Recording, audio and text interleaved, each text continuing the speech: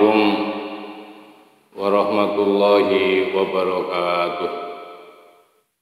Bismillahirrahmanirrahim. Alhamdulillah nahmaduhu wa nasta'inuhu wa nastaghfiruh wa na'udzu billahi min syururi anfusina wa min sayyiati a'malina. May yahdihillahu fala mudilla lahu wa may yudlil fala hadiya lahu. Allahumma sholli wa sallim wa barik ala Muhammad wa ala alihi wa sahbihi wa ajma'in. Walal mu'allif rahimahullah ta'ala wa nafa'ana bihi wa bi ulumihi wa bi anwarihi wa bi barakati fid dharaini amin. Alhamdulillah, kita akan melanjutkan kitab kajian kitab Ihya Ulumuddin, yang mana pada kelanjutan dari waktu yang panjang kita libur, setelah kita sempat menjelaskan termasuk ilmu-ilmu yang masuk dalam kategori fardu ain, dan yang sekarang kita akan meneruskan yaitu tentang ilmu yang termasuk dalam ranah fardu kifayah. Untuk itu mohon disimak pembahasan tentang ilmu yang ada kaitannya dengan ilmu yang masuk dalam ilmu fardu kifayah. Bismillahirrahmanirrahim. Bayanul ilmi alladzi wa fardu kifayatin. Bayanul ilmi, yaitu adapun menjelaskan ilmu, alladzi yang huwa adapun alladzi itu fardu kifayatin, yaitu fardu kifayah. Jadi menjelaskan pada maudhu ini di dalam kitab Ihya Ulumuddin ini, penjelasan tentang ilmu yang termasuk ilmu fardu kifayah. Ilam ketahuilah annal fardhu, sesungguhnya fardu itu dalam kata lain yaitu kewajiban. Ya, ada yang mengatakan fardu itu juga rukun. Kalau saya atau kita definisikan di dalam beberapa kitab itu bahwa fardu itu adalah al-fi'lu al-matlubu thalaban jaziman. Jadi yang namanya fardu itu adalah al-fi'lul matlub, satu perbuatan, satu pekerjaan yang diperintahkan thalaban jaziman, berupa perintah yang benar-benar mantap dan kuat. Jadi satu perbuatan, satu amal yang diperintahkan, ya, yang diperintahkan dengan perintah yang sangat kuat, itu namanya fardu. Lah, bahwa fardu itu annal fardhu la yatamayyazu, tidak berbeda an ghairihi, dari yang lainnya. Jadi tidak berbedanya itu dari yang lain. Illa bizikri, kecuali ya, dengan cara illa bizikri aqsamil ulumi, kecuali dengan menjelaskan atau menerangkan pembagian ilmu-ilmu. Jadi secara umum bahwa yang namanya fardu atau dalam kata lain itu wajib, itu tidak berbeda dengan ilmu yang lain. Tidak berbeda. Kefarduan ya, atau kewajiban, satu kewajiban yang ditentukan agama dengan kefarduan atau sesuatu yang tidak difardukan oleh agama itu nyaris tidak berbeda. Nah, untuk mengetahui itu kecuali dengan cara menjelaskan dulu tentang pembagian ilmu-ilmu. Illa bidzikri aqsamil ulum. Wal ulumu adapun ilmu ini jamak daripada ilmun. Ilmun ilmani ulum. Wal ulumu adapun ilmu. Wazannya fuul ya. Bil idhofati dengan diidhofakan, dengan beridhofah, dengan berkaitan ilal fardhi kepada fardu, alladzi yang nahnu adapun kami bisa jadi sebagai ya tujuannya, ay alladzi bahasa ya, sebagai tujuannya atau perhatianku kepada Allah. Berbicara masalah ilmu kalau dikaitkan dengan fardu, ilmu yang fardu, yang mana alladzi nahnu yang kami ya bisodadi dengan membahas dari sisi ini. Nahnu bisodadi, nahnu adapun kami bisodadi, yaitu mencarinya. Dalam bimana sodat itu ada yang mengartikan adalah bahasa atau membahas kepada Allah. Tangkosimu dibagi ila syariatin wa ghairi syariatin. Ini jadi harus mengetahui ini. Jadi kalau ingin membedakan mana ilmu fardu dan tidak itu harus kita bagi dulu ya, ilmu itu sesuai dengan yang kita cari, tentang yang fardu itu tangkosimu terbagi ila syariatin kepada ilmu syariah, begitu ya, wa ghairi syariatin dan ghairi syariah. Wani dan mengendaki aku, katanya Imam Ghazali, bisyariati dengan ilmu syariah. Apa sih ilmu syariah itu? Ilmu yang termasuk ilmu yang bersifat syar'i itu apa? Yaitu sesuatu ustufida yang bisa diambil faidah, yang bisa diambil manfaatnya. Jadi segala ustufida yang bisa diambil manfaatnya, bisa memberikan manfaat, bisa memberikan faedah minal ambiyai yang bersumber dari para nabi. Makanya di sini saya cenderung kepada Mas Daria. Ya. Jadi ma ustufida al mustafadu yang memberi yang sesuatu yang bisa diberikan faidah. Sesuatu ustufida yang bisa diambil faidah. Diambil faidah, sesuatu yang bisa diambil faidahnya, bisa diambil petunjuknya, minal ambiyai yang bersumber dari para nabi. Itu mahnya adalah masdariyah. Sholawatullah, adapun sholawatnya Allah ya. Sholatnya Allah itu artinya rahmatnya Allah itu alaihi, mudah-mudahan selalu tertuju kepada para anbiya, wassalamuhu dan salamnya Allah subhanahu wa ta'ala. Jadi Imam Ghazali membagi ilmu bila dikaitkan dengan istilahnya, bila berkaitan dengan fardu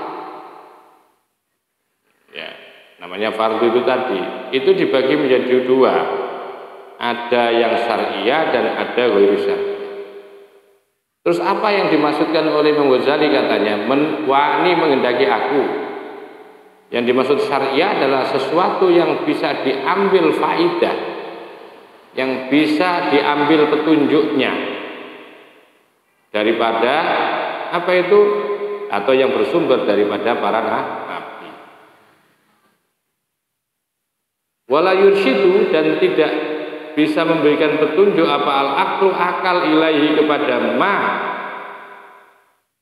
Sedangkan akal itu tidak bisa disebut sebagai sumber syariah, itu tidak bisa akal. Ya. Akal tidak bisa dijadikan sumber syariah. Karena akal itu memang tidak bisa memberikan petunjuk, gitu loh. Mitrul hisabi, apa mitrul hisabi? Adapun seperti ilmu hitung atau ilmu matematika. Ya, andaikan ilmu matematika itu nanti hanya bermanfaat sebagai alat pendukung. Tapi kalau ansih ilmu matematika yang merupakan produk daripada pemikiran, itu jelas tidak bisa memberikan petunjuk. Coba bayangkan matematika ya, sederhananya 1 tambah 1 apa bisa menjadikan petunjuk? Ya, tidak bisa. Jadi apa yang diproduksi oleh akal, yang dihasilkan oleh akal itu tidak bisa ya diambil untuk dijadikan petunjuk, itu tidak bisa. Karena yang namanya syariat itu harus bersumber dari pensyari'. Dalam ini adalah Allah, ya. Jadi dalam ini adalah Allah Subhanahu wa taala. Karena ada hubungannya dengan khitab, ya, khitabullah. Syariat itu ada hubungannya dengan khitabullah. Karena akal manusia kan nggak ada kan. Jadi akal ya tidak bisa memberikan petunjuk ilahi kepada ma. Seperti ilmu hitung aja, misrul hisabi seperti ilmu hitung. Jadi ilmu hitung. Tapi kalau agama bisa, seperti Anda, yaitu belajar tafsir, ya, belajar hadis, belajar fikih, itu dapat nanti petunjuk itu. Itu ilmu-ilmu itu ada. Tapi kalau Anda belajar matematika ya sulit, 1 tambah 1 2. Wala tajribatu, dan tidak pula bisa menunjukkan, wala tajribatu, dan tidak bisa menunjukkan apa at-tajribatu, yaitu percobaan, ilmu uji coba atau percobaan hasil dari sebuah penelitian itu tidak bisa. Misru tibi, seperti apa mislu tibi, seperti ilmu kedokteran. Ilmu kedokteran yang nggak bisa juga memberikan petunjuk, karena ilmu kedokteran tidak membicarakan tentang akidah, ya, tidak membicarakan hal-hal yang terkait dengan agama kan. Nah, ilmu syariah itu seperti ilmu tafsir ya, itu digolongkan ilmu syariah, itu hadis, fikih itu ya. Oleh sebab itu bahwa akal, hasil dari sebuah akal tidak bisa menunjukkan ya, untuk menunjukkan seseorang. Wala yursyidul aqlu, dan tidak bisa menunjukkan apa al-aqlu ilahi kepada sesuatu. Tidak bisa menunjukkan untuk mendapatkan semacam ya petunjuk-petunjuk agama itu kan ya, petunjuk-petunjuk agama itu tidak mungkin diperoleh dari matematika. Karena matematika ya kan tidak menjelaskan tentang agama di sana. Begitu juga penelitian, percobaan seperti tip, mislu tip. Wala sima'u, dan tidak pula memberikan petunjuk apa pendengaran mislul lughati, adapun seperti yaitu bahasa.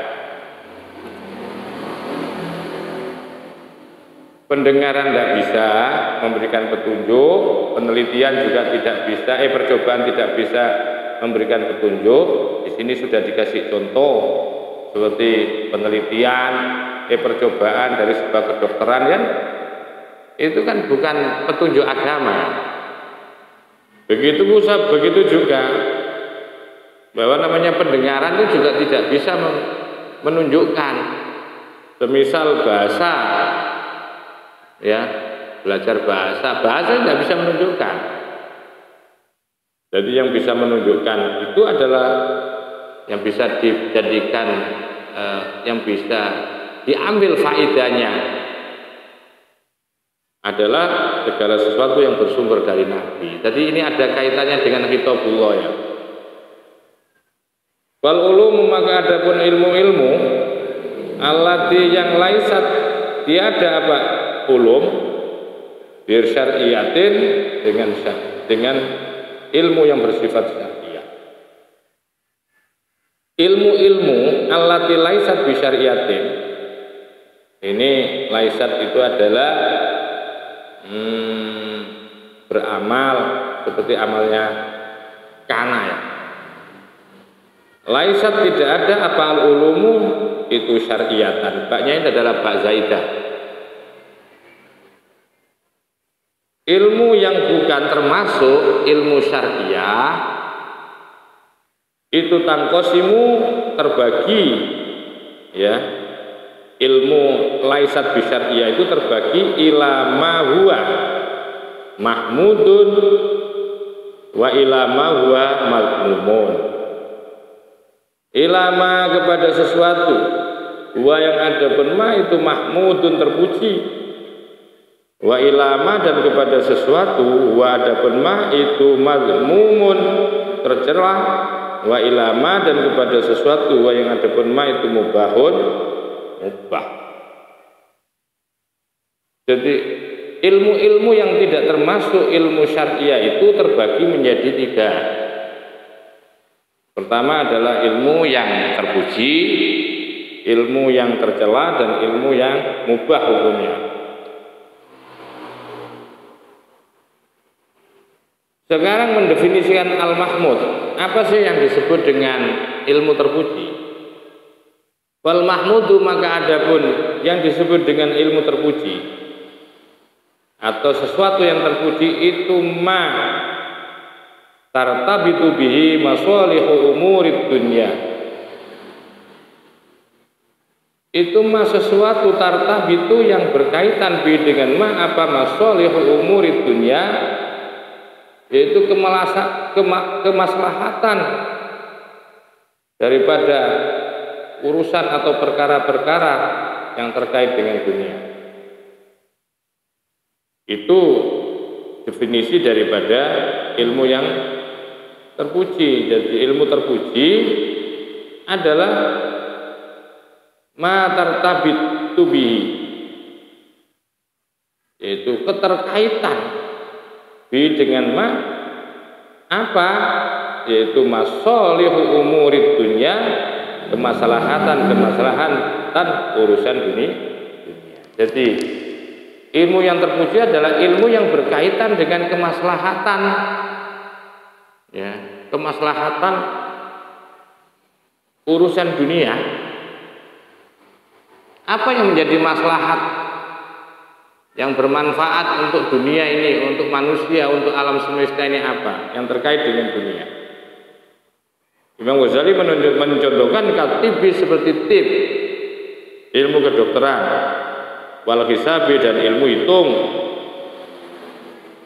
Ya. Ternyata kemaslahatan yang terkait dengan dunia itu, sesuatu yang berkaitan dengan kemaslahatan yang terkait dengan urusan dunia itu adalah ilmu kedokteran dan ilmu hisab, ilmu hitung. Ilmu tib namanya ya, ilmu tib atau ilmu hitung. Karena dengan ilmu dengan ilmu kedokteran, ilmu tib itu bisa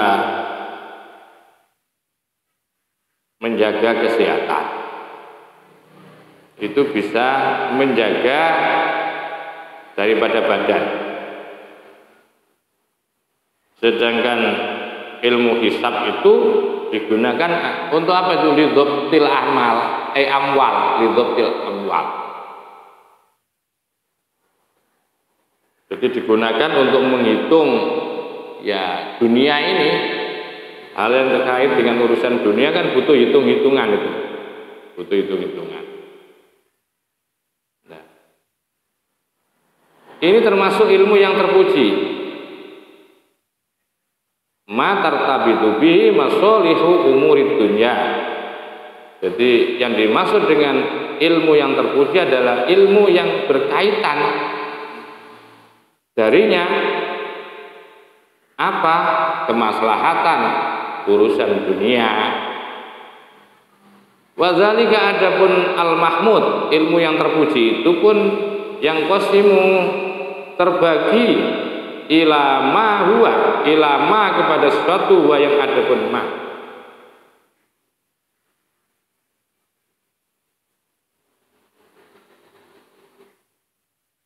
Itu kifayah tuh namanya kifayah. Nah, ilmu yang terpuji itu ternyata terbagi. Pertama adalah kifayah namanya. Wa ilama, dan kepada sesuatu wadapun ma itu fadilatun, fadilah, berfadilah, punya kelebihan.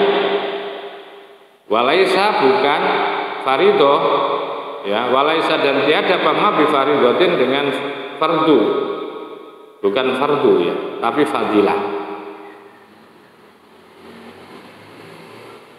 Jadi ilmu yang bukan syariah, ya, ilmu yang bukan syariah itu dibagi menjadi tiga. Pertama ilmu mahmud, ilmu terpuji, madmum, tercela, dan mubah dan boleh. Nah, definisi mahmud sudah, mahmud tuh mahmud. Definisi mahmud, ilmu yang terpuji sudah. Nah, di dalam ilmu mahmud, ilmu yang terpuji itu terbagi lagi.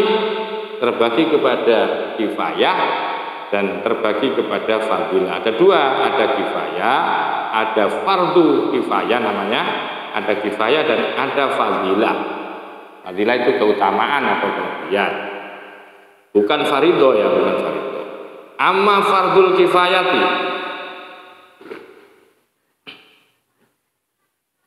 adapun yang namanya fardu kifayah,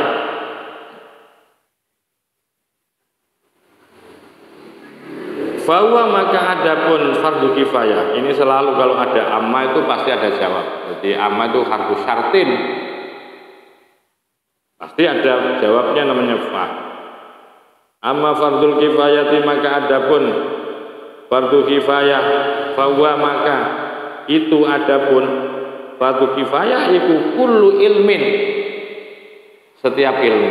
Jadi fardu kifayah adalah setiap ilmu la yustaghna, yang tidak butuh, yang tidak dibutuhkan, yang tidak dibutuhkan. Artinya pasti dibutuhkan gitu, tidak dibutuhkan. Ya. Jadi apa anhu dari kullu ilmin fi qiwami umurid dunya, di dalam berdiri tegaknya urusan dunia. Jadi fardu kifayah adalah setiap ilmu yang tidak dibutuhkan, tidak bisa tidak.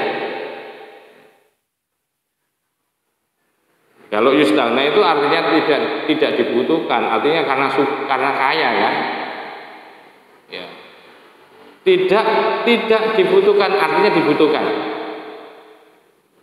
Jadi fardu kifayah adalah setiap ilmu yang dibutuhkan oleh setiap ilmu dalam rangka untuk tegak berdirinya urusan dunia.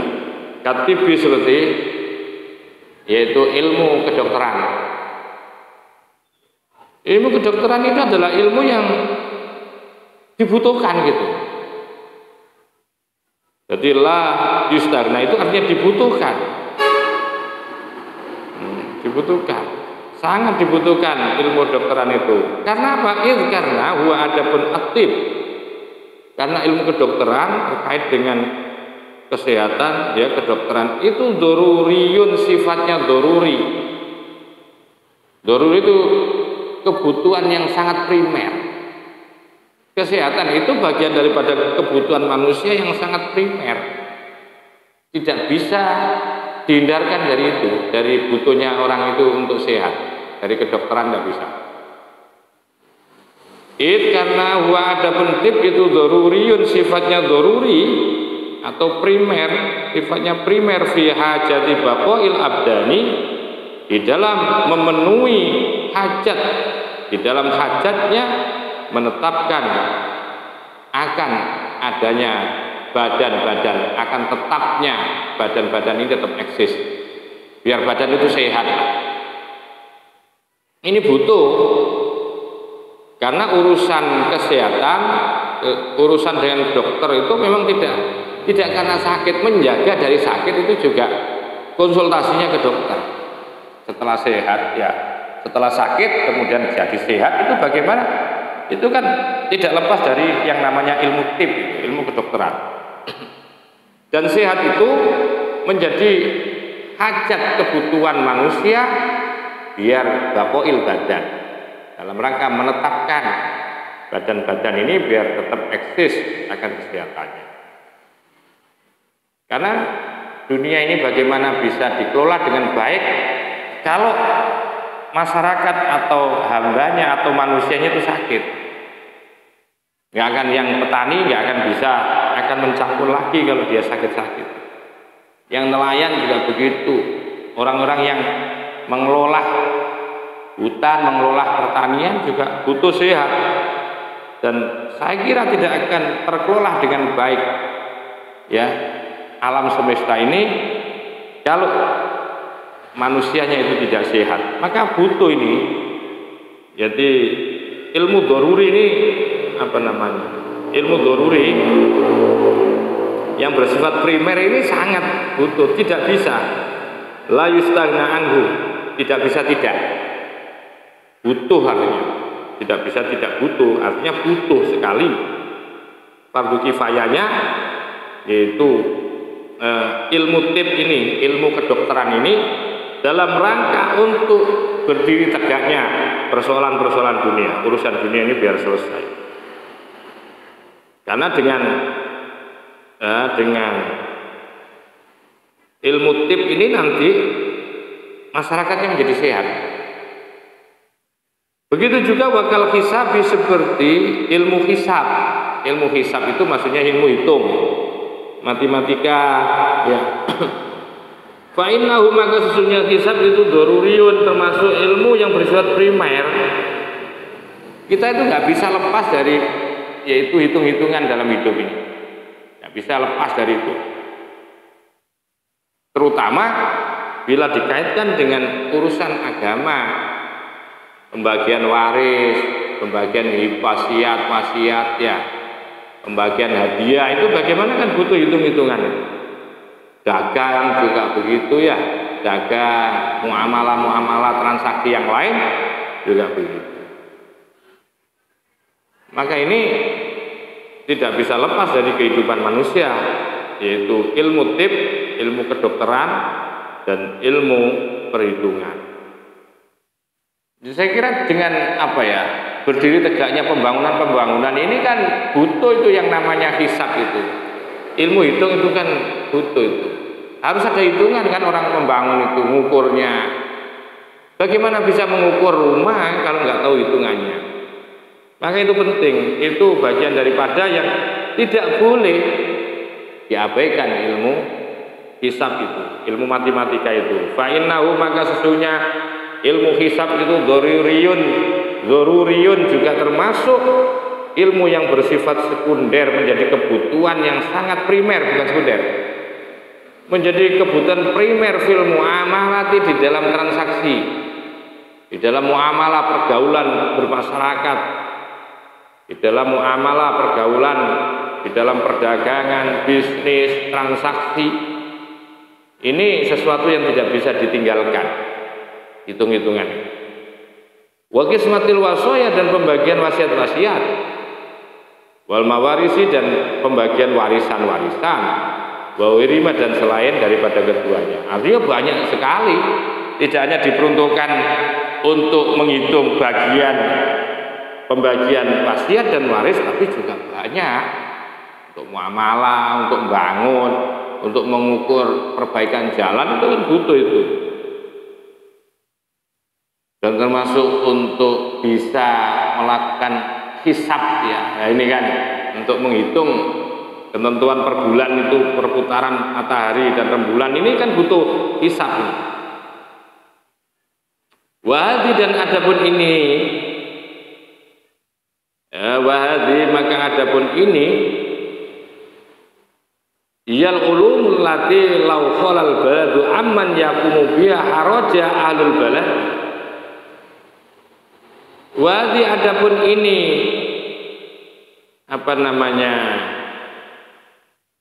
tip dan hisab yang disebut dengan doruri. Iya, adapun hadza itu al ulumu, ilmu allati yang law khala, andaikan kosong itu tidak ada. Kosong itu artinya sepi. Apa al baladu, sebuah negara aman dari orang yakumu, saya artikan menekuni aja ini. Kalau dalam sebuah negara atau sebuah kota atau sebuah perkampungan, andaikan tidak ada kosong orang yang mendirikan, yakumu, orang yang menekuni dia dengan ilmu hisab ataupun ilmu tip, kok nggak ada haraja maka dosa. Siapa ahlul baladi, penduduk desa itu. Jadi di sebuah desa, negara itu, kalau tidak ada orang yang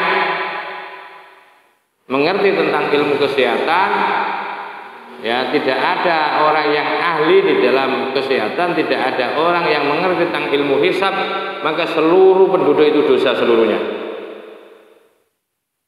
La wa idza qoma, apabila qoma berdiri atau melaksanakan dia dengan al-ulum, atau ada yang menekuni dia dengan ilmu-ilmu ini, siapa? Wahidun, seorang, satu orang saja, kafa, maka cukup, wasakoto, dan gugur al-fardu, kewajibannya, anil akhirina, dari orang-orang yang lain,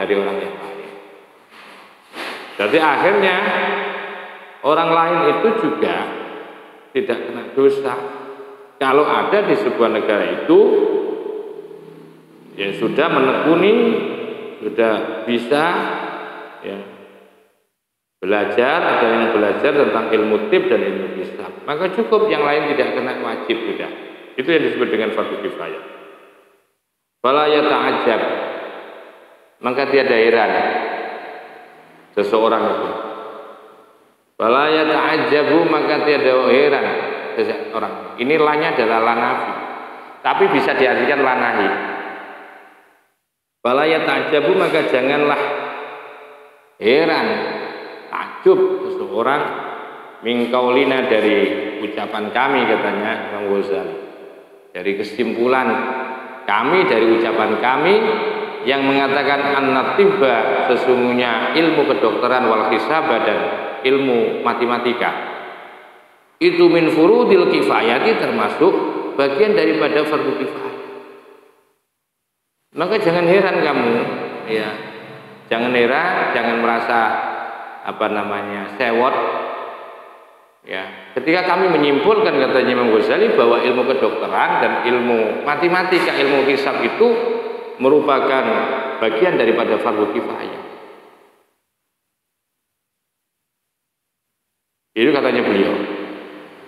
Begitu juga beliau menarasikan, fa inna usulas sinaati, maka sesungguhnya hasil-hasil atau asal usul ya atau sumber-sumber usul, fa inna usula, maka sesungguhnya dasar-dasar atau sumber-sumber as-sinaati, fa inna usul as-sinaati, maka sesungguhnya sumber-sumber hasil pekerjaan, aidon juga,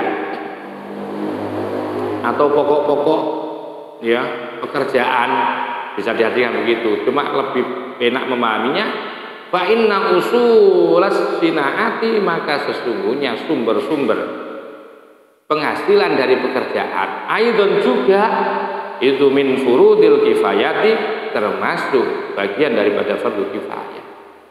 Sesungguhnya bicara fardu kifayah itu adalah sangat luas kalau dikaitkan dengan kebutuhan manusia, kalau dikaitkan dengan umur dunia, kemaslahatan umur dunia ini, maka tidak hanya di ruang atau tidak hanya pada para medis, para dokter dan ahli-ahli hisab di kedokteran saja, tapi kal falahati seperti para petani juga iya. Para petani itu juga iya itu ya. Jadi jangan menganggap bahwa hanya dokter. Dokter ketika melakukan uji coba di dalam kesehatan, begitu juga yang namanya ahli hisab juga begitu penelitiannya. Memangnya mereka terus bekerja. Ya. Siapa yang ngasih makan? Siapa yang ngasih pakaian? Dia tidak sempat memikirkan makanan, mempersiapkan makanan. Dia tidak sempat memikirkan pakaian. Maka di situ ada kelompok-kelompok yang lain yang juga tidak kalah penting untuk mempersiapkan mereka-mereka ini, mempersiapkan pakaian, mempersiapkan makanan. Dan ini juga termasuk hasil-hasil produksi lain yang menyempurnakan terhadap pekerjaan yang lain, yang kifayah tadi, maka masuk juga termasuk ranah hukum fardu kifayah. Maka kemudian ada petani yang menanam yaitu padi. Dari padi itu nanti akan dipanen menjadi beras menjadi dimasak, bisa jadi nasi, bisa jadi roti, bisa jadi makanan yang makan juga dokter. Begitu juga para penenun itu juga begitu. Ya. Bagian yang memproduksi tekstil jadi hasil pakaian itu juga begitu, akhirnya dipakai oleh mereka. Ini kan juga salah satu yang menyempurnakan. Jadi tidak hanya dokter, jadi makanya kamu jangan heran katanya Ghazali bahwa sesungguhnya tib dan hisab itu termasuk fardu kifayah. Begitu juga bahwa sesungguhnya sumber-sumber penghasilan dari sebuah pekerjaan yang lain itu juga termasuk fardu kifayah, seperti kal falahati, seperti para petani, wal khiyakati, seperti penenun lah, wasiasati, dan politik. Politik juga tidak kalah penting, tidak kalah penting. Bagaimana para petani ini bisa tenang untuk menanam, ya, menanam tanamannya. Bagaimana para penenun ini juga bisa bekerja dengan baik kalau negara ini gonjang-ganjing, kalau negara ini tidak kondusif. Atau dalam kata lain, secara bisnis, seorang petani hanya bisanya mungkin hanya menanam sampai panen. Begitu juga penenun juga begitu. Tetapi dalam hal dua komoditi ini, ya, ini akan buntu kalau tidak ada politik. Apa yang dimaksud politik? Di situ harus ada mekanisme, ada cara, ada jalan keluar, biar mendapatkan upah yang lain dalam bentuk yang lain. Bagaimana hasil-hasil ini bisa laku dijual, dapat penghasilan dari kalangan petani dan kalangan penenun ini, maka butuh yang namanya politik. Dan politik, spektrum politik jauh lebih luas juga, tidak hanya terkait dengan bagaimana menjual terhadap hasil-hasil panen, tapi tentang keselamatan, tentang perlindungan keamanan ini juga butuh keputusan-keputusan politik. Nah, maka itu ilmu politik pun, berpolitik ini termasuk bagian daripada apa? Fardu kifayah. Bal hijamati bahkan bekam. Tahu bekam kan? Ya bekam itu kalau bahasa Jawanya itu candu. Wal khiyatati dan penjahit. Begitu juga yang namanya bekam, ilmu bekam dan ilmu jahit itu termasuk bagian daripada fardu kifayah. Karena ini untuk kepentingan masyarakat, untuk kepentingan umat. Mungkin kalau di daerah di Timur Tengah itu hijama ini menjadi satu tradisi ya. Jadi satu tradisi ketika orang sakit-sakit ya ada rasa sakit ya, kemudian dengan cara dibekam biar melancarkan darah. Maka itu hukumnya disebut fardu kifayah, mempelajari itu. Mungkin kalau di Jawa, di Madura atau di Indonesia ini bahwa tradisi bekam enggak terlalu ya, walaupun ada tapi tidak seviral ya, tidak semasif daripada pijat. Karena antara bekam dan pijat itu sama, ilatnya itu sama dalam rangka untuk melancarkan darah. Biar metabolismenya itu akan kembali pulih normal. Dengan bagusnya metabolisme, dengan lancarnya darah, maka orang itu akan sehat. Jadi termasuk kalau saya katakan bisa saya analogikan, bisa saya kiaskan kepada pijat. Jadi ilmu pijat dalam sebuah daerah itu juga harus ada seseorang yang mewakili dan itu menjadi hukumnya fardu kifayah. Tidak bedanya dengan pijat, tidak bedanya dengan bekam tadi pijat. Penjahit juga begitu, ya penjahit juga. Fa innahu maka sesungguhnya lau khola andaikan kosong apa al-baladu sebuah negara minal hujjami daripada penghujam ahli-ahli bekam. Kalau saya analogikan tadi, kalau tidak ada dari sebuah desa itu tukang pijet ya, ahli bekam, tukang pijet, tasaro'a maka akan bersegera, akan cepatlah apa lalak kerusakannya ilaihim kepada ahlul balad. Jadi kalau bayangkan kalau satu misal ada lomba, ikut semua lomba ya, lomba lari. Ternyata di dalam perlombaan itu hampir semuanya itu keselio. Nah ini kan nanti akan mengganggu kepada aktivitas yang lain kalau tidak hadir yang namanya tukang pijat. Maka itu dalam sebuah daerah, negara atau kampung bahwa tukang pijat itu juga harus ada. Tidak ubahnya yaitu tukang bekam. Karena tradisinya di Arab dulu mungkin tidak ada pijat, yang ada dengan cara bekam. Dan itu dilakukan oleh Rasulullah SAW. Tasaru al-halaku ilaihim wa haraju dan menjadi dosa siapa? Ahlul balad. Bita'ridihim anfusahum lil halak. Ya, karena apa? Wa haraju dan menjadi dosa siapa? Mereka.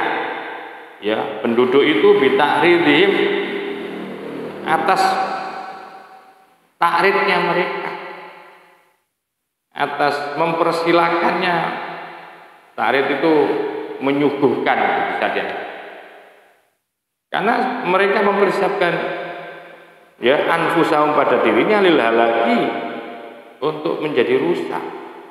Karena tidak ada tukang bekam tadi. Jadi di samping mereka kena dosa karena pengabaian mereka, ya, wa ta'ridhim karena pengabaian mereka anfusahum kepada diri mereka lil halaki untuk rusak. Jadi karena sama dengan membiarkan dirinya itu kena dosanya itu karena membiarkan dirinya biar rusak. Kalau tidak ada tukang bekam, ya. Jadi seperti itu hukumnya ya. Hukumnya begitu. Tadi sebuah negara harus ada tukang bekamnya, harus ada tukang pijitnya. Juga begitu juga negara harus ada tukang jahitnya. Harus ada petaninya yang memproduk hasil-hasil pertanian, yang membuat hasil-hasil daripada pertanian yang menghasilkan tenunan-tenunan itu juga harus ada. Kalau salah satu di sebuah negara tidak ada seorang pun maka dosa semuanya. Fa innal ladzi maka sesungguhnya zat Allah dalam ini anzala telah menurunkan ad-da'a penyakit, itu anzalat dawa'a, maka itu juga menurunkan siapa Allah di ad-dawa akan kita. Fa inna itu adalah harfu takkid, termasuk beramal tansibul isma wa tanfa'ul khobar. Isimnya adalah alladzi. Nah, setiap inna isim pasti ada khobarnya. Khobarnya adalah khobar jumlah anzala ad-dawa'a.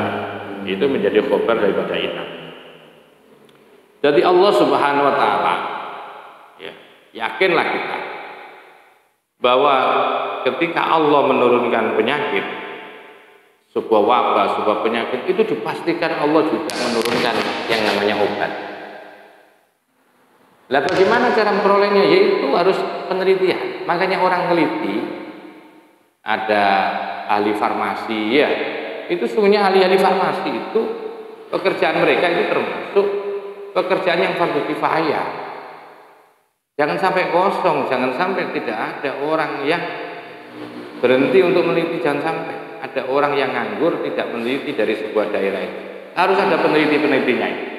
Dari setiap apa yang ditumbuhkan oleh Allah, apa yang diciptakan oleh Allah di dunia ini harus diteliti.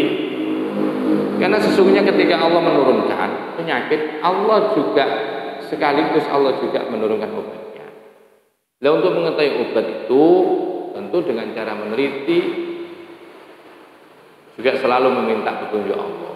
Wa arsyada, dan telah menunjukkan siapa Allah ila istimalihi akan penggunaannya dan minta petunjuk juga. Ya Allah, ini kan minta petunjuk namanya. Dengan melakukan observasi, penelitian, terus kemudian dilakukan riset, ya, diuji coba kemudian dari temuan-temuan, mulai dari rempah-rempah ini sebagai obat, diteliti semua, ya. Ketika Anda betul-betul sungguh-sungguh di dalam penelitian dan Anda minta hidayah petunjuk Allah, pasti Allah akan berikan. Jadi Allah juga yang akan menunjukkan cara mempergunakan obat, itu juga Allah. Wa arsyada, dan akan menunjukkan siapa Allah ila istikmalihi untuk mempergunakannya obat itu kaki Allah. Ya. Allah juga yang akan yaitu menunjukkan akan penggunaan obat. Dan ini sudah disiapkan. Begitu Allah memberi penyakit seseorang, apapun penyakitnya, jangan bilang nggak ada obatnya, ada, cuma belum ketemu. Peneliti-penelitinya yang itu kurang, ya, kurang. Perlu dibiayai untuk peneliti-peneliti. Karena begitu Allah menurunkan sebuah penyakit, maka Allah juga sekaligus menurunkan obatnya. Itu tidak usah khawatir sebetulnya. Tinggal sejauh mana, ya, peneliti-peneliti ini melakukan penelitian, maka itu mereka harus dimakmurkan, ya, dijamin lah untuk kehidupan yang lainnya. Karena seperti kita bukan peneliti, ya, dan peneliti itu butuh ilmu, kualitas ilmu sendiri. Jangankan itu, Nabi Musa saja pada waktu sakit, Nabi Musa kan pernah sakit gigi. Dia mencari ke sana kemari obat, tidak sembuh. Akhirnya madul ke Allah. Ya Allah, saya sakit gigi. Oh iya Musa, kamu nggak usah jauh-jauh Musa, obatnya itu di rumahmu. Di mana ya Allah? Di depan rumahmu itu, ambil rumput itu. Begitu dikasih petunjuk oleh Allah, wa arsyadan, ya, diberi petunjuk oleh Allah. Alastikmalihi ilastikmali, untuk mempergunakan tadi, mempergunakan obat yang berupa rumput itu diikat, diperintah ikatan. Musa ikatan di gigimu mana yang sakit. Maka atas petunjuk Allah, rumput itu, artinya rumput itu sudah disiapkan oleh Allah sebagai obat. Jadi Allah nggak perlu menciptakan lagi. Jadi makanya nggak usah khawatir sebenarnya. Orang sakit itu ketika Allah menurunkan penyakit, Allah sudah persiapkan di sekitar situ ada obat. Sembuh, Nabi Musa akhirnya sembuh. Wa'ada. Begitu juga Allah sudah mempersiapkan al-asbabah, sebab-sebab li ta'atihi, untuk memperoleh atau untuk mempergunakannya akan obat. Allah sudah mempersiapkan sebab-sebab orang mendapatkan obat. Ya. Orang mendapatkan obat sudah mempersiapkan sebab-sebab untuk mempergunakan obat. Jadi oleh Allah juga. Jadi dalam mulai dari meraciknya obat itu, ya, dan kemudian dosis mempergunakannya itu sudah disiapkan.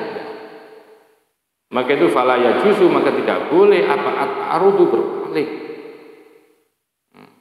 Jangan sampai berpaling lil halaki yang membuat rusak bi'imali, karena apa? Karena pengabaiannya terhadap obat. Jadi orang berobat itu meneliti obat-obatan, mencari obat itu juga termasuk bagian daripada fardu kifayah. Ya. Jadi artinya membuat obat itu fardu kifayah. Ya tentu kalau yang bagi sakit wajib, kalau orang sakit wajib berobat. Karena kalau ini tidak dipersiapkan dengan baik, obatnya nggak dipersiapkan, penelitinya nggak disiapkan, maka seluruhnya orang itu dosa. Ya, dalam sebuah negeri itu kalau tidak ada orang yang ahli medis ataupun orang yang ahli, yaitu hitung. Wa amma ma yu'addu fadilatan, wa amma ma nandawan sesuatu. Yu'addu yang digolongkan apa ma fadilatan, fadilah lebih unggul, la faridatan bukan wajib. Jadi dikategorikan masuk kepada fadilah, keunggulan, bukan kewajiban. Apa itu fata'amuku? Maka yaitu bertamuk, memperdalam. Bidaqo ikil hisabi, yaitu di dalam meneliti, memperdalam ilmu hisab, wa haqo ikitibi, dan mentahkik, itu kedokteran. Ya, bertamuk, memperdalam, ya, memperdalam fata'amuku, maka itu adalah memperdalam fi daqaiqil hisabi, yaitu di dalam nelitinya daripada ilmu perhitungan. Itu termasuk, itu dalam kategori ilmu yang unggul, meneliti. Jadi tidak sekedar bisa ilmu hisab tapi mempelajari secara detail. Begitu juga yang dokter juga meneliti, ya, haqaiqit tibi, hakikat, mencari titik-titik kebenarannya, ya, biar ketika melakukan terapi itu nggak salah. Ini termasuk, ya, termasuk fadilah, itu termasuk satu keutamaan, ya, memperdalam ilmu hisab dan memperdalam ilmu kedokteran itu termasuk bagian dan termasuk kategori fadilah, kelebihan atau keutamaan. Wa ghairu dzalik, dan yang lain sebagainya. Wa ghairu dzalik, dan yang lain itu ya mungkin ilmu pertanian, ya, diahlihi ilmu jahit, ilmu politik, gitu. Mimma yustagna anhu.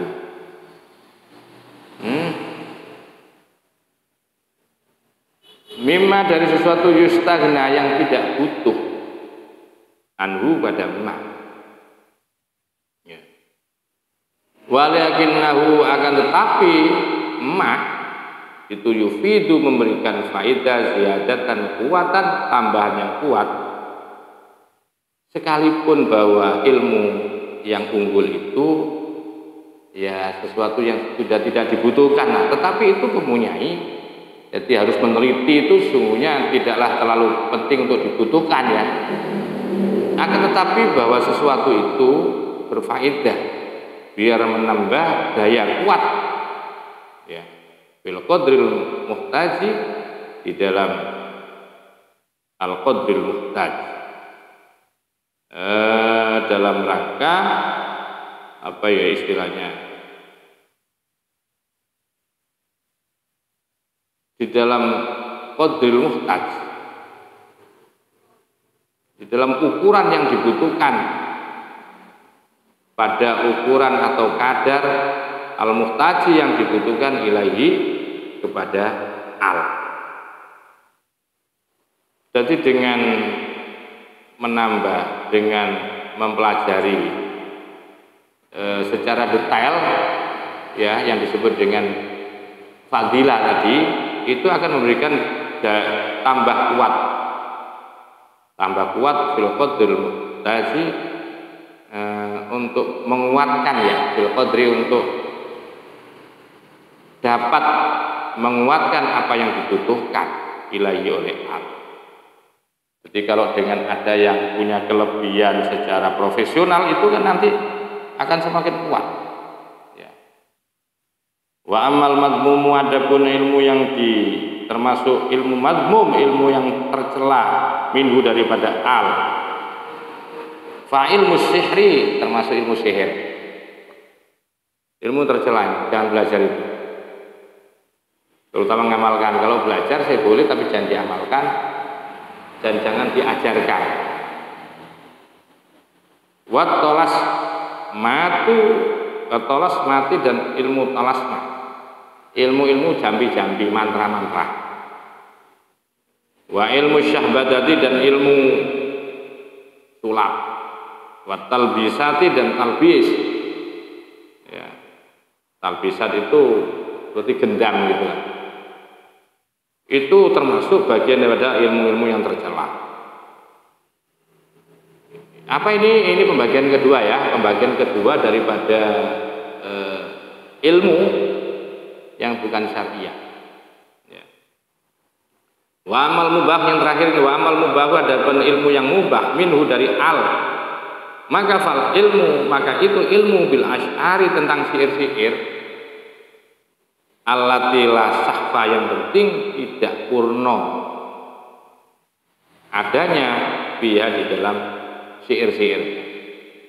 Boleh ya belajar ilmu itu boleh, seperti ini ilmu yang boleh dipelajari, termasuk ilmu syair ya, syair-syair itu tidak apa-apa, lagu-lagu tidak apa-apa, yang penting jangan sampai mengandung unsur porno, kehinaan di dalam syair-syair, menghina, mencaci maki, ya itu jangan sampai, membuli, terus porno itu jangan sampai. Watawarikhil akhbari, dan sejarah-sejarah daripada tentang cerita-cerita ya orang-orang dulu. Wama, dan sesuatu yajri yang berjalan majrahu, pada tempat jalannya. Artinya apa? Ya ilmu-ilmu yang berjalan pada jalannya. Artinya ilmu yang tidak mudorot. Ketika Anda mengetahui ilmu itu tidak membahayakan kepada Anda. Nah ini penting. Juga tidak apa-apa itu pelajari. Amal ulumu syariatu, maka adapun ilmu-ilmu yang bersifat syariah. Waya adapun ulumu syariah itu al-maksudatu, yang dimaksudkan bil bayani, dengan keterangan. Yang dimaksudkan keterangan. Faya adapun ilmu syariah itu mahmudatun, terpuji. Kulluha, adapun keseluruhan daripada mahmudah, ilmu syariah mahmudah itu seluruhnya adalah terpuji. Kulluha, seluruhnya, seluruh daripada ilmu syariah terpuji. Walakin, nah ini walakin itu harful istidrak. Walakin, dan akan tetapi kot yaltabis kadang-kadang terjadi kerancuan, absurd, terjadi campur aduk dia dengan ulumus syariah, apa ma sesuatu yudhonu yang diduga, apa annaha sesungguhnya, ya apa sesungguhnya ilmu syariah itu syariatun, sebagai ilmu syariah. Apa ma sesuatu yudhonu yang diduga, apa annaha sesungguhnya mahmudah itu syariatun, masuk ke dalam kategori ilmu syariah. Jadi bahwa ilmu syariah itu ilmu syar'i yang bersumber dari Allah itu, dari Rasulullah itu terpuji seluruhnya. Akan tetapi kadang-kadang ada yang mencampur adukkan,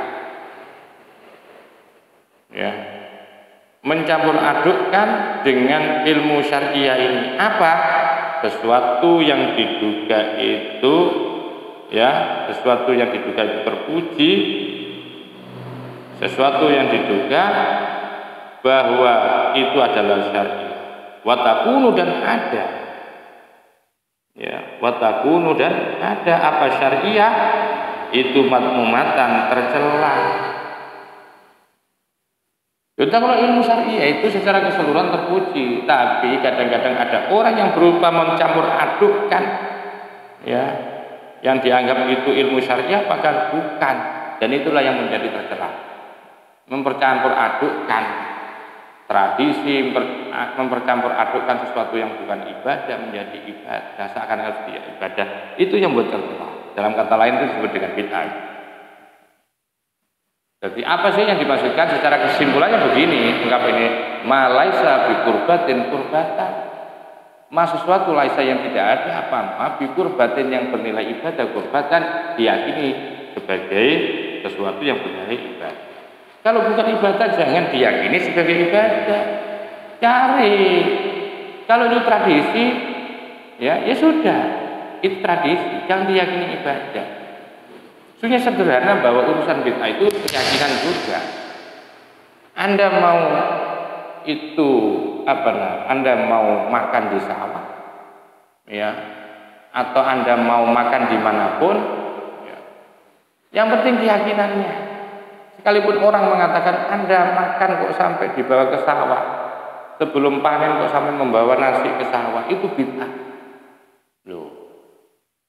Terus memangnya ketika Anda bilang bid'ah itu tidak pernah dilakukan Rasulullah. Yang dimaksudkan bid'ah itu ada kaitannya dengan akidah, dengan keyakinan agama. Loh, kalau sana itu tradisi enggak ada urusannya. Makan di sawah, kalau mau panen membawa makanan di sana itu didoain di sana. Itu katakanlah ini tradisinya seperti itu, bukan akidah, bukan ibadah itu. Makanya itu jangan salah paham. Orang itu kadang-kadang gampang membid'ahkan kepada orang lain. Nah, yang terjadi begitu. Memang secara keseluruhan bahwa yang namanya ilmu syariah itu adalah ilmu yang terpuji. Cuma kadang-kadang dinodai sesuatu yang syariah ini dengan sesuatu yang madmumah. Jadi sesuatu yang bukan syariah dimasuk-masukkan, ini bagian daripada syariat sehingga ini yang tercela. Batang qasimu maka dibagi. Apa syariah? Kalau begitu akhirnya muncullah pembagian. Nah, ini akhirnya muncullah pembagian. Karena apa? Karena ada yang berusaha memasukkan sesuatu yang bukan ibadah menjadi ibadah. Dan ini yang merusak terhadap syariah. Maka itu kemudian yang namanya ilmu syariah itu akhirnya dibagi lagi. Batang qasimu maka terbagi apa syariah ilal mahmudati kepada ilmu yang terpuji wal madmumati dan tercela. Amal mahmudatu adapun ilmu yang terpuji atau syariah yang terpuji, falaha maka bagi syariah yang terpuji itu usulun, adapun dalil-dalil asal. Ini namanya ilmu yang terpuji, dalil asal, wa furu'un dan cabang-cabang, cabangnya asal atau dalam kata lain qiyas.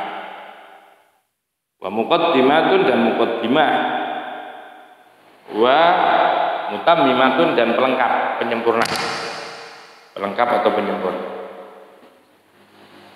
Wa ya adapun ilmul mahmudah, ilmu yang terpuji, syariah yang terpuji. Karena ini syariah itu ada dua, ada yang terpuji dan tercela. Syariah yang terpuji itu arba'atu adrubin, ada 4 macam. Al-dzarbul awalu adapun bagian yang pertama.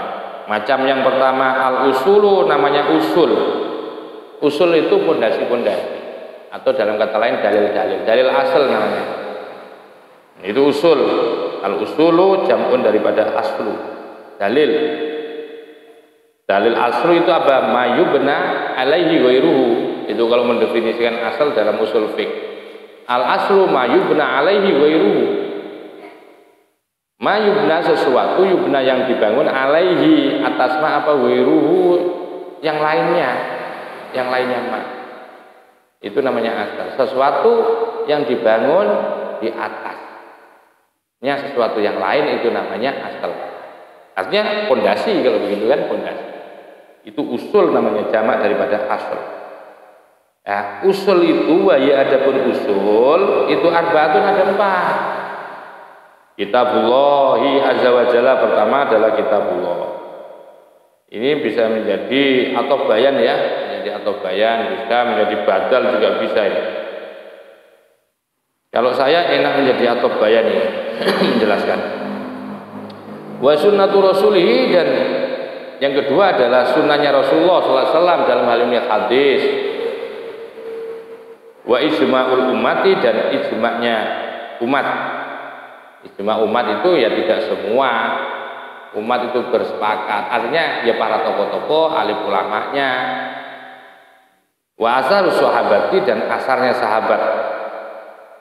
Kaulnya para sahabat, ya, ucapan-ucapan para sahabat. Wal ijma' wadapun ijma' yang menjadi dalil, atau wal ijma' wadapun ijma' itu aslun sebagai dalil. Ijma' itu sebagai dalil. Min haitsu, dari sisi annahu sesungguhnya ijma' itu ya dulu menunjukkan apa ijma' ala sunnati terhadap hadisnya Nabi. Sehingga ijma' itu dijadikan tetap sebagai asal juga, dalil hukum. Karena sesungguhnya dalil hukum itu 2. Dalil hukum itu 2 cuma, yaitu Al-Quran dan hadis.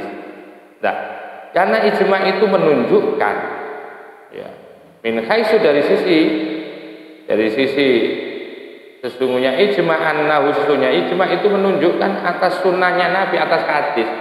Penunjukan dalalahnya ijma' itu juga penunjukan dalalahnya menggunakan hadis. Cuma dari yang ada itu diambil kesepakatannya para ulama. Jadi tetap ngerucut dalilnya tetap kepada Al-Quran dan hadis. Ijma' itu ya. Wa maka adapun ijma' itu aslun, termasuk dalil asal bidarajati salisati, menduduki peringkat ketiga atau derajat ketiga. Cemper. Wakada, dan kayak itu pula, kayak wakada dan kayak ini. Ini apa? Ini ijma'. Apa itu al-asaru adapun asar. Jadi kalau di dalam kitab ini ya, kitab Ihya itu Imam Syafi'i, Imam Ghazali memang nggak pakai qiyas. Imam Ghazali tidak menjadikan qiyas sebagai dalil. Ya. Bukan berarti Imam Ghazali itu bukan ahli sunnah jamaah. Beliau tetap mengatakan qiyas, tapi tidak dijadikan dalil. Qiyas itu sebagai pisau analisa saja, sebagai alat saja. Jadi buat pisaunya, alatnya, bukan dalilnya begitu. Karena yang mau dirujuk tetap dalilnya Al-Quran dan hadis. Sehingga qiyas itu bukan dalil gitu loh. Biar Anda paham. Sekali lagi bahwa Imam Syafi'i, Imam Ghazali tidak menetapkan, ya, tidak menetapkan usul keempat itu adalah qiyas, tidak. Tetapi menetapkan usul keempat adalah atharus sahabat. Karena apa? Karena bukan berarti beliau tidak menerima qiyas. Tetap diterima qiyas. Qiyas itu bukan dalil, tapi qiyas sebagai pisau analisa, sebagai alat saja, alat, bukan dalil. Lain loh. Ya lain. Tetap pakai. Sekali lagi Imam Ghazali tetap pakai qiyas, tapi qiyas itu bukan dalil, tapi qiyas itu sebagai alat lil istinbati namanya. Kalau bahasa kerennya alat yang digunakan untuk atau pisau analisa. Wakada, demikian yang sama. Ya, penunjukan itu kepada ijma'. Al-asaru adapun asar. Kaulnya para sahabat, fa innahu, maka sesungguhnya kaulnya sahabat atau yang disebut asar aidan juga itu ya dulu menunjukkan apa asarus sahabat ala sunnati terhadap sunnah. Karena yakin sahabat itu, ucapan sahabat itu pasti berdasarkan atas dalil yang bersumber dari hadis Nabi. Baik beliau melihat Nabi, menyaksikan Nabi, menyaksikan Nabi, mendengarkan Nabi, ya. Pengakuan Nabi juga disaksikan oleh beliau. Ini sangat lengkap juga ini sesungguhnya. Ya, jadi apa yang diucapkan oleh sahabat itu bisa menjadi dalil karena beliau sumbernya itu Nabi. Makanya yang namanya hadis itu sumbernya Nabi itu tidak hanya qaul saja, tapi gesturnya Nabi, gerak-geriknya Nabi itu bisa jadi dalil. Kayak begini contoh sederhananya. Pada saat Nabi melewati kubur, ya, melewati kubur bersama sahabat, beliau berhenti sejenak, ya, karena beliau sedang mendengarkan ada 2 kubur yang dilewati itu masing-masing sedang disiksa. Nah, apa yang dilakukan Nabi? Maka kemudian Nabi berdoa. Berdoanya Nabi ini kalau sekarang mungkin dianggap bid'ah, ya, andai sekarang dianggap bid'ah. Karena waktu Nabi berdoa itu Nabi mengambil pelapanya kurma, pelepah kurma, diambil oleh beliau, kemudian fasyaqahu disobek, dipecah, dibagi 2. Sambil beliau berdoa, bayangkan Nabi berdoa dengan melalui, dengan wasilah juga, dengan membawa pelepah kurma. Apa beliau mengatakan? La'alla yukhaffafu. Nah ini, ya mudah-mudahan diringankan. Ya, lahuma bagi keduanya, sehingga belum sampai kering pelepah kurma ini, dia sudah mendapatkan keringan sukta. Beliau pakai alat kan, doanya itu pakai alat juga. Itu namanya doa bil isyarah. Ya, makanya doa bil isyarah itu diajarkan juga oleh Nabi. Jangan dibid'ahkan. Ada orang membawa kembang ke kuburan dianggap bid'ah. Ya, ada selamatan, ada kembangnya, ada itu ikut doa, itu isyarah doa. Jadi doa isyarah yaitu namanya doa isyarah. Ya. Jadi itu diajarkan oleh Nabi. Makanya saya bilang tadi, andai kan bukan Nabi itu bid'ah itu. Ya. Ini kan sana saja. Yang penting akidah kita, keyakinan kita yang penting. Ya. Fa innahu maka sunni asar aidon juga itu ya dulu menunjukkan ala sunnati terhadap sunnah. Asar sahabat itu ya enggak keluar. Kaulnya para sahabat itu enggak ada ceritanya keluar dari dawuhnya Nabi, dari gerakannya Nabi. Enggak ada itu. Kenapa mereka itu li'annas sahabata? Ini argumentasinya. Li'annas sahabata karena sesungguhnya para sahabat radhiyallahu anhum radhiyallahu mudah-mudahan meridhoi siapa Allah anhum kepada para sahabat atau pada mereka. Qad syahadu ini argumentasinya. Kenapa? Asar sahabat itu dimasukkan oleh Imam Ghazali sebagai usul namanya dalil di dalam hukum. Ya. Itu kenapa? Karena qad syahadu sungguh mereka para sahabat itu telah menyaksikan al-wahya akan wahyu wa tanzila dan turunnya wahyu itu tahu kapan turunnya wahyu itu tahu, artinya bersama Nabi ya. Tahu kapan di mana wahyu itu diturunkan karena Nabi selalu bersama sahabat dan kemudian langsung beliau cerita bagaimana kondisi dan keadaan waktu itu. Wa adroku dan mereka juga telah apa? Menemukan, mengetahui. Ya. Jadi di samping para sahabat itu menyaksikan wahyu dan turunnya wahyu, mereka juga menemukan. Ya.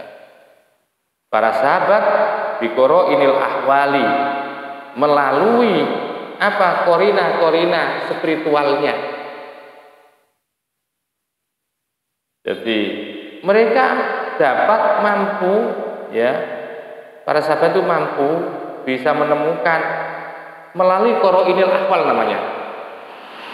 Qoroinil ahwal itu adalah korina-korina keterkaitan yang erat sekali dengan kondisi spiritual, punya ketajaman hati yang luar biasa.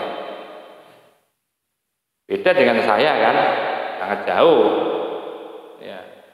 Jadi mereka mampu menemukan melalui korinal ahwal. Korinal ahwal ya kolbia ini loh, kalau nggak paham. Jadi indra kolbia.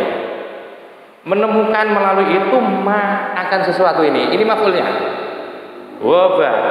Ini namanya apa? Nah ini baru waba itu namanya mamasdariyah ya, ini namanya mamasdariyah. Jadi kalau dimasdarkan, dimuawalkan namanya ya, wa adraku bi qoro'inil ahwali al-ghaibah begitu. Al-ghaibah ya, al-ghaibah. Jadi para sahabat itu punya kemampuan melalui qoro'inul ahwal. Ini loh qoro'inul ahwal, bisa melihat hal-hal yang gaib an ghairihim dibandingkan mereka. Mereka ya siapa ya seperti kita ini yang bukan sahabat ya. Apa? Ayanuhu yaitu penglihatannya kepada mereka. Ya, tapi warubama ini warubama dan kadang-kadang la tuhitu al ibaratu bima udrika bil qoro'in. Tapi kadang-kadang la tuhitu al ibarah, ungkapan itu tidak termuat. Ya. Cuma kadang-kadang belum sempat memuat. Ya. Ya. Belum sempat terakomodir. Atau ibarat itu tidak mampu mengakomodir bima dengan sesuatu udrika yang telah ditemukan bil qoro'in. Ya, cuma kadang-kadang ibarat itu tidak mampu mengakomodir.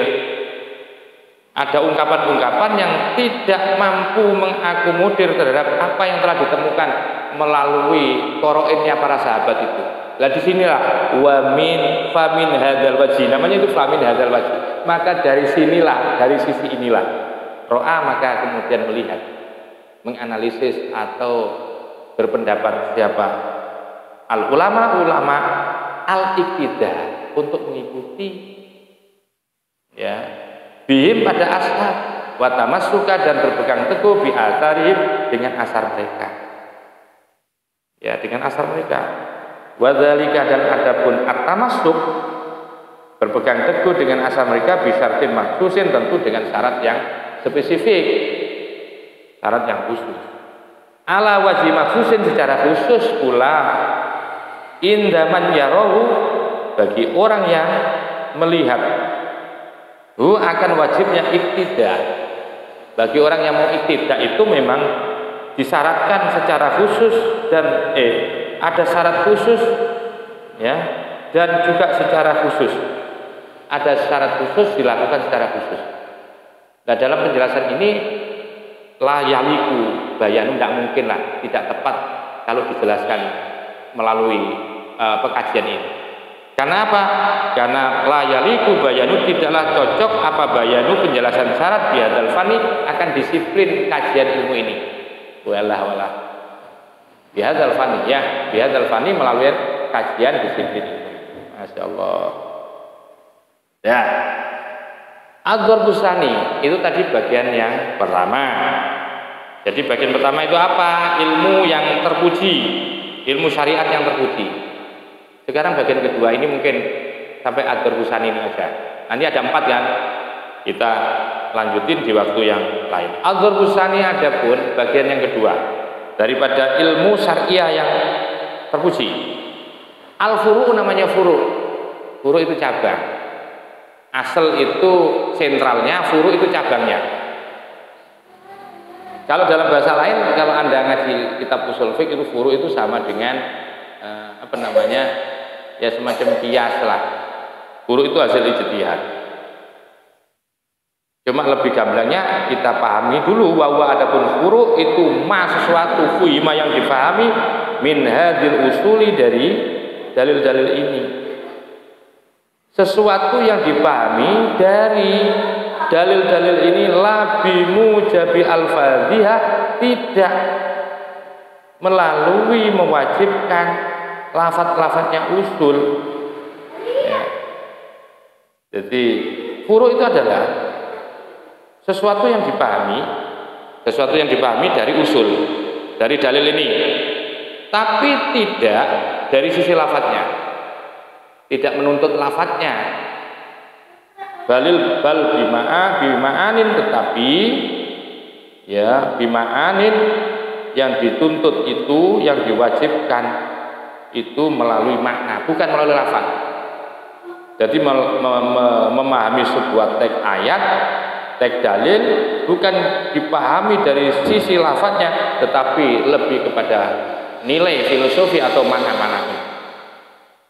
Tanabbaha lahul uqulu, tanabbah yang membuat sadar, makin cerdas lah bagi ma'ani apa al-uqulu akal. Batasa maka menjadi berkembang luas, bisa babia dengan sebab ya, sebab makna-makna tadi apa al-fahmu pemahamannya. Jadi ketika dipahami sebuah teks Al-Qur'an maupun hadis dipahami dari sisi ma'aninya, maka di situ akan menggugah akal, dan akal semakin cakrawala pandangnya semakin luas.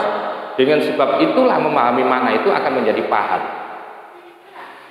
Bisa babia dengan sebab ma'ani itu al-fahmu menjadi paham.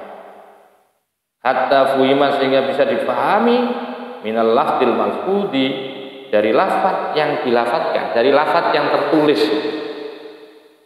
Dari lafaz yang tertulis itu akhirnya bisa dipahami. Jadi lafaz yang tertulis itu bisa dipahami bihi melalui al ya, apa wairuhu yang selain lafaz.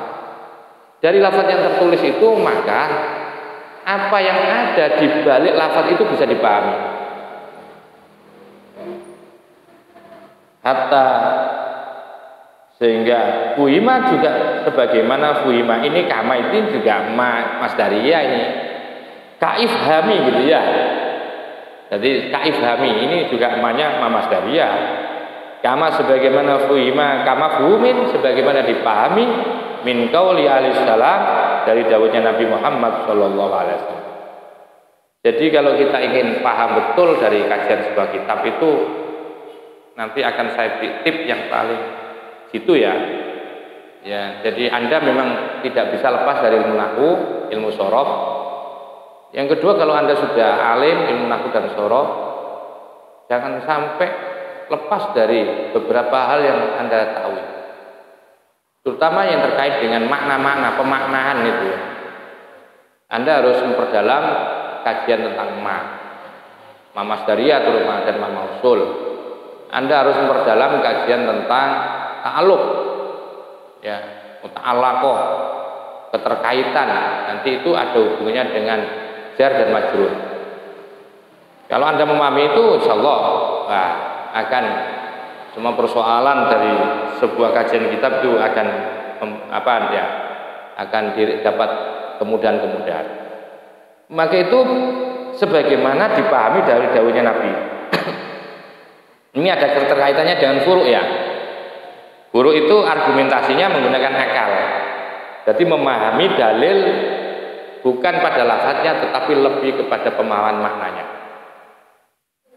Ya, kaitannya dengan itu bisa dipahami dari dawuhnya Nabi. Dawuhnya Nabi begini, layak di al-qadhi, tidak bisa memutuskan sebuah hukum. Layak dia tidak akan pernah putus, tidak bisa memutuskan siapa al-qadhi, seorang qadhi. Wawa dan adapun halim, adapun, nah ini wawu halia ini. Dan hal yang adapun yang namanya qadhi itu wadbanu, dalam keadaan apa itu? Marah. Jadi seorang qadhi itu tidak boleh memutuskan hukum ketika psikologinya sedang marah. Psikologinya sedang marah. Karena kalau orang marah itu kan kehilangan keadilannya kan. Pertimbangan kebenaran itu hilang. Karena yang dominan nafsunya. Maka oleh Nabi dilarang itu. Innahu, begitu juga seorang qadhi layakti. Kalau begitu, innahu, sesungguhnya seorang qadhi itu layakti, tidak boleh memutuskan. Idza kana, apabila ada siapa qadhi itu khakinan, hakinan adalah orang yang kebelet pipis. Itu juga enggak boleh. Aujayan orang yang lapar, nggak boleh memutuskan. Au muta'alliman ada orang yang merasakan bimarodin akan sakit. Ini logika kan ini? Ini nanti bisa difuru'iyakan ya. Difuru'iyakan. Dalil asalnya, awalnya bahwa seorang qadhi tidak boleh memutuskan dalam kondisi marah. Karena ilatnya orang kalau marah itu sudah goncang, ya, ittirab namanya, ittirab wal inhiraf. Jadi hatinya akan ittirab, goncang itu sudah, nggak bisa konsisten. Nah, karena yang diserang orang marah itu yang diserang psikologinya kan, dia tidak bisa ngontrol karena adanya faktor. Maka itu disejajarkan dengan itu. Maka timbullah hukum cabang, ya, karena mengekor kepada yang asal tadi. Kalau begitu, yang marah tidak boleh, maka orang dalam kondisi psikologinya tertekan itu tidak boleh. Satu misal orang di dalam tekanan jiwanya, itu tidak boleh itu memutuskan. Orang di dalam ancaman tidak boleh untuk memutuskan hukum, tidak boleh. Orang terintimidasi dengan uang itu nggak boleh sungguhnya. Sudah ada kecondongan, sudah, ya. Begitu juga orang dalam kondisi lapar, itu nggak boleh. Orang dalam kondisi kebelet pipis, kebelet beol itu nggak boleh juga memutuskan hukum. Atau orang dalam keadaan sakit. Nah, ini yang disebut dengan furu. Jadi akhirnya bercabang bahwa tidak hanya kita pahami, ya, kita pahami bahwa seorang hakim itu hanya dilarang pada saat marah saja, ya, tetapi hal-hal yang terkait dengan psikologi yang lain ketika ada tekanan-tekanan yang membuat ilat yang sama, maka hukumnya juga akan sama, mengkerucutnya sama dengan asalnya. Ini masuk dalam kategori furu, itu pemahamannya furu. Jadi furu tidak hanya memahami tentang lafaz, tapi di balik lafaz itu makna-maknanya. Sehingga lahirlah hukum itu dengan sangat variasi, tapi tetap mengakar kepada dalil yang disebut dengan al-asal tadi. Ya, ini baru yang namanya Islam rahmatan lil alamin. Ini yang disebut dengan fikih, ya, seperti di furu itu adalah fikih. Maka nanti terjadilah perdebatan, perbedaan pendapat dalam ini. Mudah-mudahan kajian Ihya Ulumuddin pada pagi hari ini bisa memberikan manfaat. Dan untuk selanjutnya ini wahada ala durbaini. Begitu juga furu ini dibagi menjadi dua, ya. Nanti akan kita lanjutkan lagi, ya, tentang masalah furu yang dibagi dua ini, ya, insyaallah. Mudah-mudahan menjadi ilmu yang waad wa akhiran. Wallahul muwaffiq ila aqwamit thoriq. Assalamualaikum warahmatullahi wabarakatuh.